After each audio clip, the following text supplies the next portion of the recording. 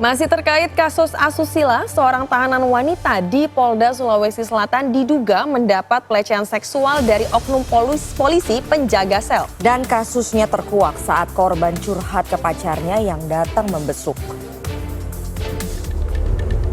FMB, seorang tahanan wanita dalam kasus narkoba di Direktorat Tahanan dan Barang Bukti, Ditahti, Polda Sulsel diduga mendapat pelecehan seksual dari oknum polisi penjaga sel berinisial Bribtu-S. Kasus ini terkuak saat kekasih FMB menjenguknya. Ia curiga lantaran FMB tunjukkan sikap lain dan tidak seperti biasanya. Saat didesak, akhirnya FMB pun menceritakan kejadian yang dialaminya. Ia juga menyatakan jika oknum polisi tersebut dalam keadaan mabuk saat berbuat tindak senonoh terhadap dirinya.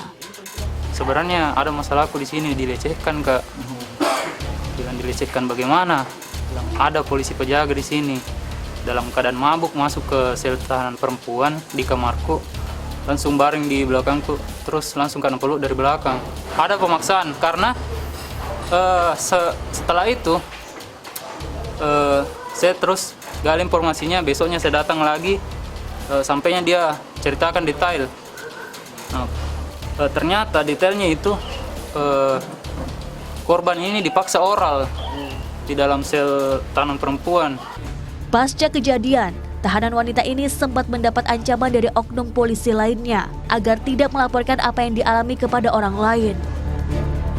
Tak tinggal diam, kekasih korban dengan didampingi lembaga bantuan hukum akhirnya melaporkan tindakan pelecehan seksual ini ke Bid Propam Polda Sulawesi Selatan.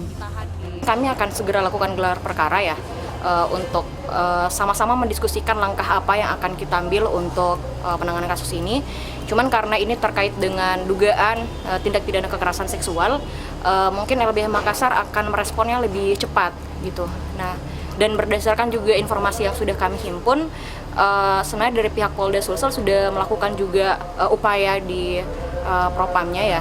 Sementara itu, jajaran Polda Sulawesi Selatan terus melakukan penyelidikan terkait kasus dugaan pelecehan seksual yang dilakukan oknum polisi di Mapolda Sulawesi Selatan.